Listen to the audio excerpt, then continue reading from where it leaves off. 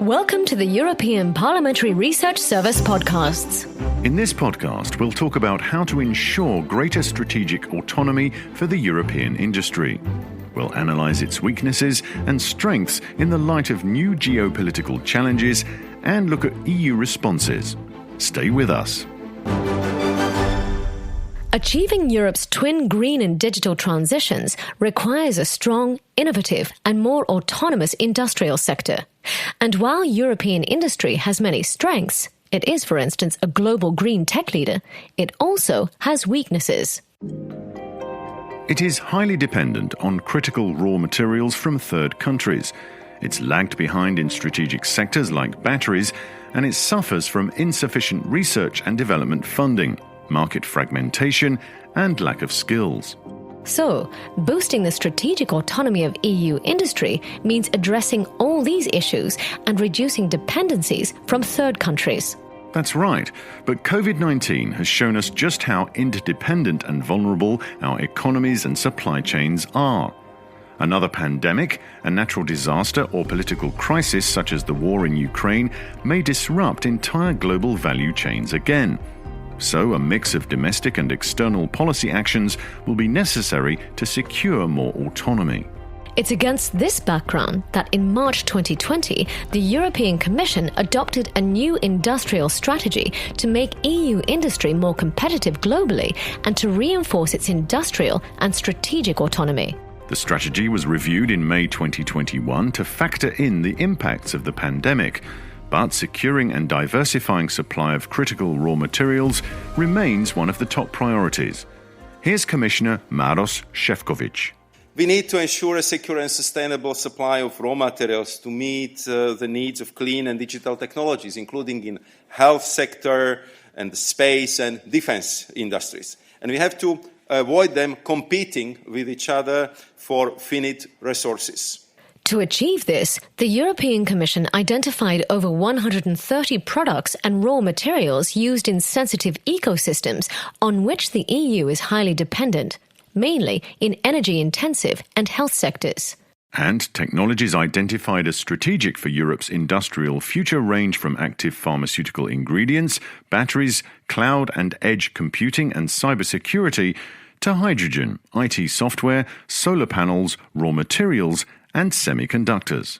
Semiconductors are extremely important to the digital transition, so the European Commission has put forward specific legislation to strengthen this and other critical technologies.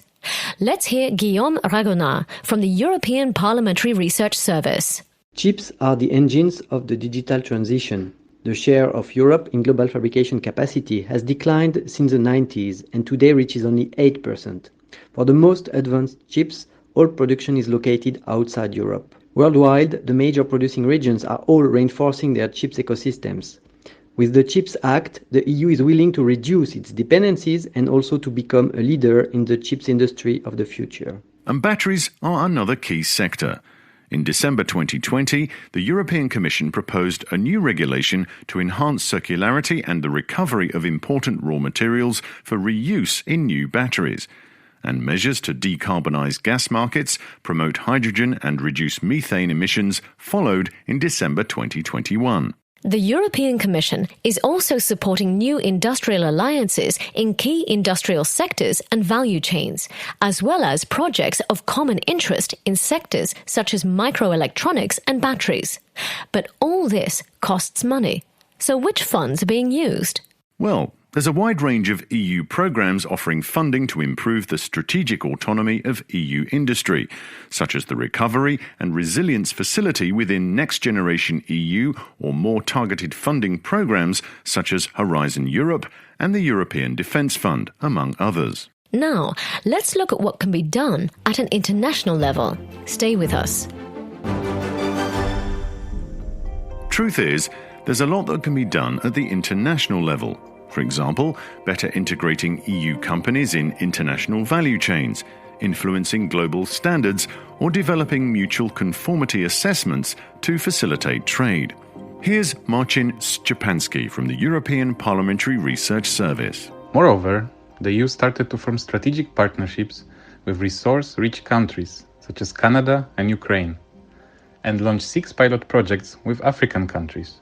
These partnerships aim to better integrate and develop sustainable and resilient raw materials value chains. But autonomy also means establishing a level playing field through instruments such as the Carbon Border Adjustment Mechanism, which will introduce a carbon price on certain products imported into the EU, and the International Procurement Instrument, which will give the EU leverage in negotiating the reciprocal opening of public procurement markets in third countries. It's also about protecting our industry and single market from negative external influences, whether in the form of foreign investment, distortive foreign subsidies, or coercive practices. A major development in the area of transatlantic cooperation was the setting up of the EU-US Trade and Technology Council in June 2021. This will allow the two parties to tackle together global trade challenges and strengthen their industrial leadership, although it remains to be seen how far their cooperation will go.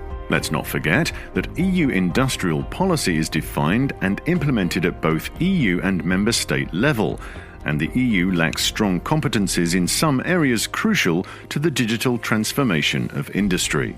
So what else can the EU do to ensure greater strategic autonomy for European industry? Well, to begin with, there is no precise and commonly agreed definition of strategic autonomy in EU industrial policy. So establishing a governance system based on common definitions and criteria would help to avoid national priorities from clashing with EU ones. Now, on a more specific challenge to increase Europe's strategic autonomy in rare earth elements, stakeholders such as the European Raw Materials Alliance have made some recommendations. Let's hear from this director, Massimo Gasperon. 1. To create a level playing field to support a European rare earth value chain. 2. To secure the commitment of European industries to buy rare earth materials from European producers. 3. To make sure that end-of-life products and waste materials stay in Europe and are recycled in Europe. And 4. To support and facilitate public and private investment in the emerging European rare earths value chain. To increase EU's industry's resilience to shocks along its value chains, some analysts suggest improving the governance and transparency of strategic value chains and ensuring closer alignment of support measures taken at EU, national, regional and local levels. The European Parliament is convinced that securing the EU's sovereignty and strategic autonomy requires an autonomous and competitive industrial base and huge investment in research and innovation in key enabling technologies and value chains. It has also called to direct more investment to support the security and defence, climate technology, food and health sectors. It also believes supply chains should be strengthened, shortened, made more sustainable and diverse, especially as regards critical raw materials. German EPP member Hildegard Bentel drafted a report on this topic. We are therefore introducing several measures to diversify our supply chains. We want to build up strong and reliable secondary markets and boost recycling. This will request massive investments and only pay out in the mid to long term. Therefore, we also need to continue our efforts on sustainable mining, both in the EU and in third countries. Last but not least, we need to build strong international partnerships with like-minded countries worldwide. The European Parliament has also pressed for the recovery package to support investments in projects that contribute to improve the EU's resilience and strategic autonomy. Want to know more? Check out Guillaume Raguenaud and Marcin Szczepanski's full policy brief on the EPRS website or in our app. This is a European Parliamentary Research Service podcast. Thanks for listening.